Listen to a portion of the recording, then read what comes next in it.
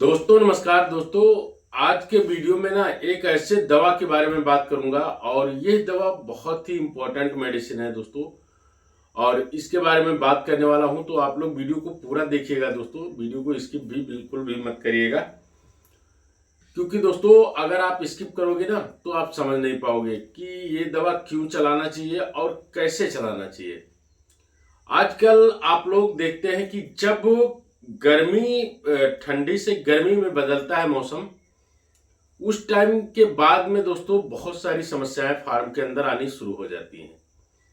उसमें तरह तरह की बीमारियां होती हैं और खास करके बीट से संबंधित बहुत सारी प्रॉब्लम्स आते हैं दोस्तों।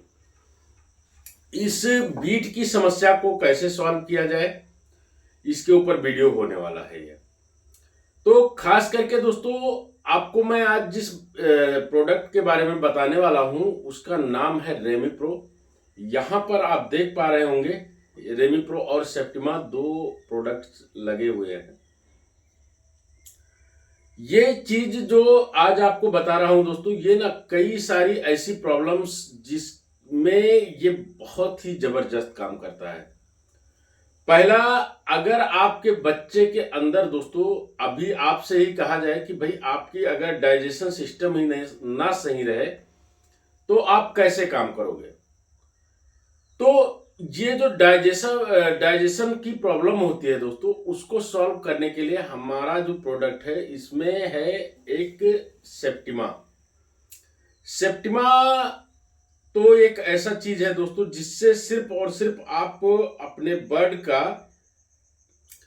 डाइजेशन में किसी भी तरीके से प्रॉब्लम होती है तो उसको आप यूज कर सकते हो। ये कई तरीके से चलता है, जैसे 1 ग्राम 5 से 6 किलो बॉडी वेट पे भी चलता है।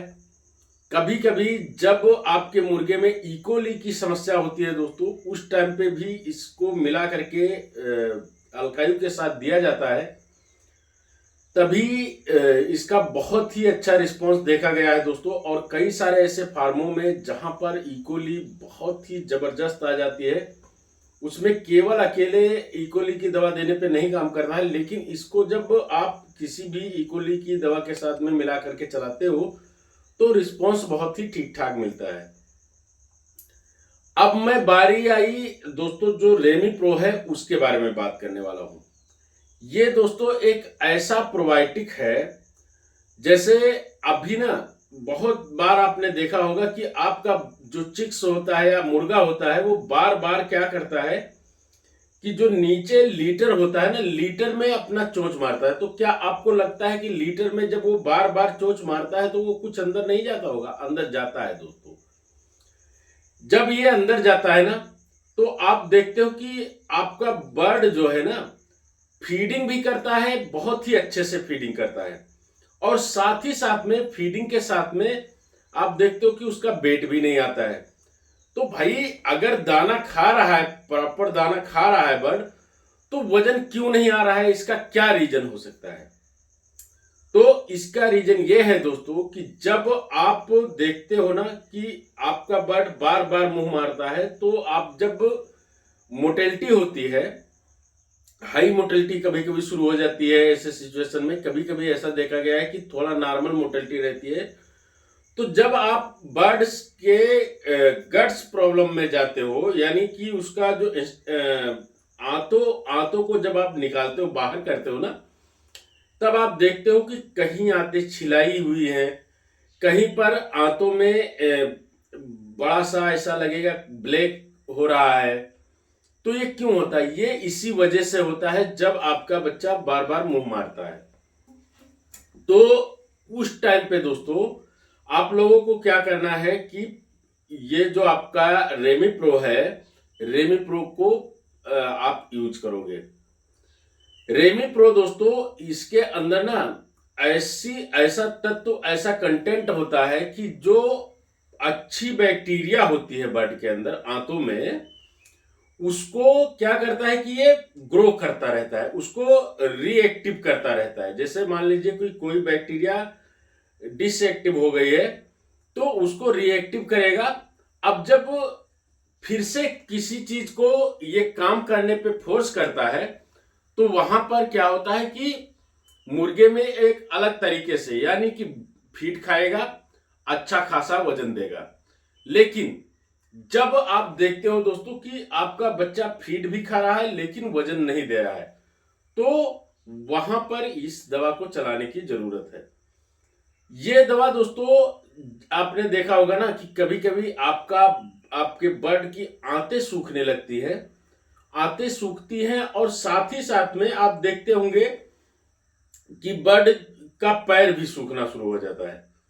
ऐसे सिचुएशन में ये दवा बहुत ही कारगर है, क्योंकि इस दवा के अंदर दोस्तों वो सारे तत्व हैं जो बर्ड को ना निर्जलीकरण जो होता है, यानी जिसको डिहाइड्रेट बोलते हो आप लोग, कि बहुत सा जब कोई मैनेजर आता है ना और कहता है कि भाई यार आपका तो मुर्गा एकदम डिहाइड्रेट हो गया है, तो वो क्यों कहता है? वो इसी चीज की वजह से कहता है कि आपके बच्चे में पानी पीने की क्षमता कम हो रही है, और आपके बर्ड के अंदर ना जो बैक्टीरिया है, जो आंतों में बैक्टीरिया होती है, जिससे ना जिस भोजन जब आता है आंतों में, तो वहां से जहां से प्रोटीन बनता है और वसा, इन सारी चीजों को जो बनाने वाले बैक्टीरिया होते हैं दोस्तों, वो खत्म होने के कगार पे आ जाते हैं।